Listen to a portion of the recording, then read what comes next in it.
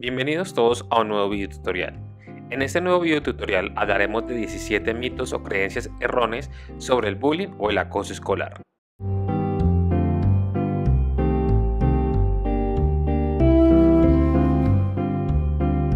Primer mito. ¿El bullying es considerado una enfermedad o es algo que no existe? Al hablar del bullying, dicho fenómeno no puede diagnosticarse como una enfermedad médica porque no existe una causa orgánica que sea el factor desencadenante de que un niño sea agredido o agreda. Además, si algo que existe y no debe subestimarse, se debe tener alerta para la consecuencia.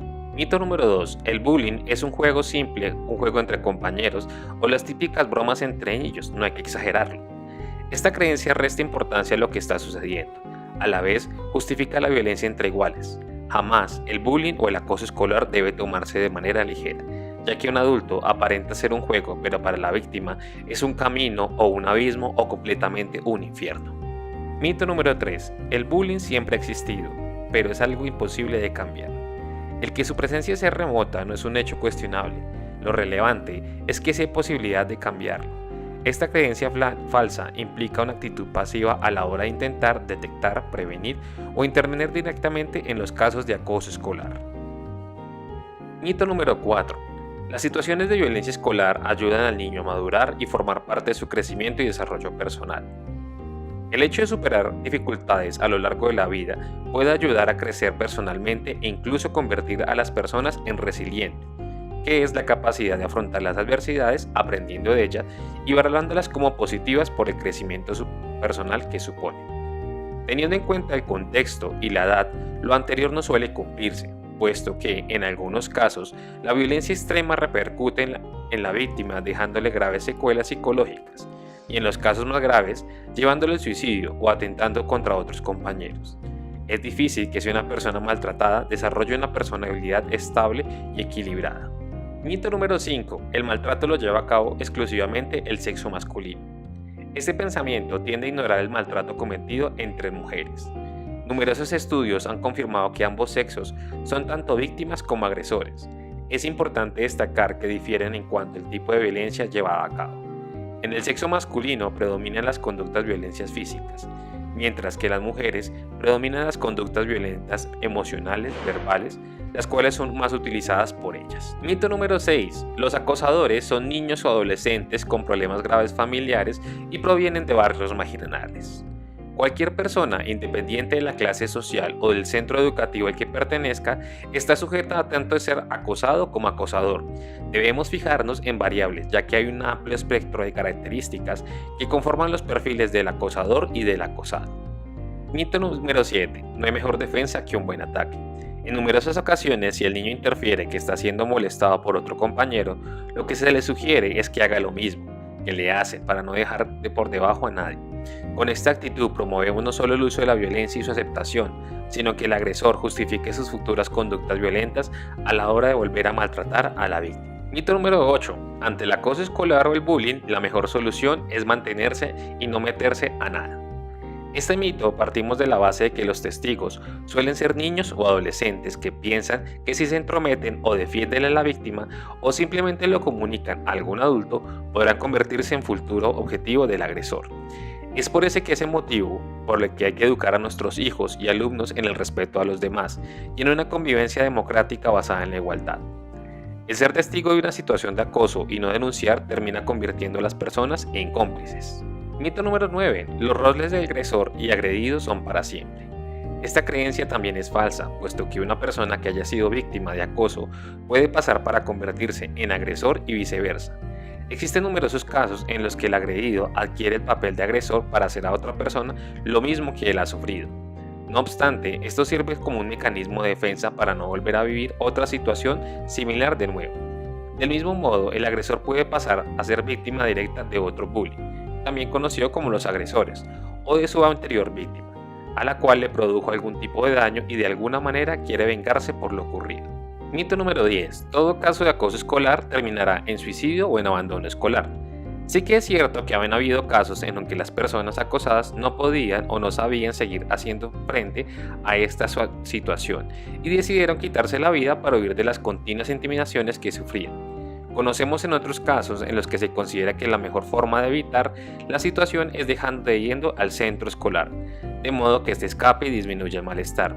De cualquier forma, no podemos generalizar y creer que solo existen estos dos puntos de salida, ya que la prevención y la detección cobran especial relevancia en este punto. Mito número 11. El agresor o el bully no necesita ayuda. Hay que buscar cuáles son las razones por qué el acosador o el bully lleva a cabo ese tipo de conductas violentas. En algunos casos, tras realizar evaluaciones psicológicas exhaustivas, se detecta que hay debilidades o déficit en habilidades asertivas. Habilidades para saber decir que no, respetar la opinión de los demás o sus derechos. También falta de empatía, o es entendida como dificultad para ponerse en el lugar de otro, o en la oposición para acatar límites o normas. En cualquier caso, dichas deficiencias deben ser objeto de tratamiento. Mito número 12. El agresor es tan solo un niño y no se debe actos. Los niños y los adolescentes agresores saben perfectamente lo que lo hacen, cómo lo hacen, dónde lo hacen y contra quién lo hacen. Por lo tanto, también qué objetivo persiguen, por lo que se les debe hacer responsables de sus hechos y sin ninguna duda actuar en consecuencia de los mismos. Mito número 13. Si mi hijo fuese maltratado, me lo diría. Nadie puede estar seguro de lo que los padres son conocedores de todo lo que acontecen con sus hijos. Aunque es lógico pensar que si existe en la casa un clima de confianza, respeto y apoyo familiar, existirá una mayor probabilidad de que los hijos cuenten si están siendo víctimas de maltrato y que confíen en sus progenitores para contárselo. Pues bien, pongámonos en el papel de la víctima por un momento y pensemos que tiene miedo a las consecuencias que todo ocasione haberle dicho y que incluso llegarse a sentirse responsable y merecedor de lo que está pasando. Mito 14. Si no hay agresión física, no se considera maltrato. Sabemos, y tal como se ha explicado anteriormente en los puntos dichos, que no solo existe agresión física, sino que también puede existir conductas violentas como la verbal, la psicológica, la social o la grupal. Y todas ellas ya forman, hay que darles importancias, ya que todas ocasionan graves daños en el acosado. Mito 15. Si ocultamos el problema, no dañamos la imagen de nuestro colegio. Hay colegios o institutos que tienden a ocultar el problema, o esperan a que pase por el simple hecho de mantener el prestigio del colegio, o para que no se les considere un entorno conflictivo en el cual se imparten una adecuación nefasta. Los profesionales que trabajen en estos centros no son conscientes de que si previenen, detectan e intervienen este caso de tipos, dañarán una imagen de centro educativo comprometido con los alumnos, proporcionándoles no solo un buen bagaje cultural, sino una educación de calidad que tiene en cuenta los valores personales, mejorando el desarrollo integral de la persona. Mito 16. Los docentes saben detectarse y hacer frente al acoso escolar. En muchas ocasiones se piensa que los docentes han tenido formación específica en su carrera en un fenómeno tan importante y recurrente. Así que muchas veces nos encontramos que esto no suele ser así. Entendemos que deben ser conocedores de todo y cuanto acarrea este tema. Ellos son los que más tiempo pasan en el centro escolar con los alumnos, conocen cómo son, cómo se desenvuelven y son los primeros en que pueden detectar que está pasando algo. Sin embargo, no podemos dar constancia que muchas veces durante los programas de intervención, sea en capacitaciones, prevenciones, se encuentra que los docentes no llegan a estar preparados. Mito 17. Los docentes jamás son conocedores de lo que sucede. Sabemos que los agresores suelen actuar lejos de las personas adultas, pero por el conocimiento de los alumnos y el funcionamiento interno de un grupo, se puede intuir algo que está ocurriendo. Sí es cierto que, como decimos en el punto anterior, se tiende a minorizar el problema o a esconderlo, bien sea por la imagen del colegio o por falta de recursos para intervenir de manera eficaz. Muchas de estas falsas creencias ayudan a no erradicar el problema por la ausencia de búsqueda de soluciones, apoyando las actuaciones del agresor y fomentando el sentimiento de culpa e inseguridad del agredido. De esta manera, lo que sucede en el caso es alargarse en el tiempo. Son consecuencias devastadoras o daños psicológicos más graves. Hemos llegado al fin de nuestro video tutorial. Esperamos que te haya ayudado dicha información. No olvides dejar tus comentarios, dejar qué otras temáticas te gustaría que afrontáramos dichos mitos. Para este video tutorial te acompañó Fernando Romero. Nos veremos en una próxima ocasión. Hasta pronto.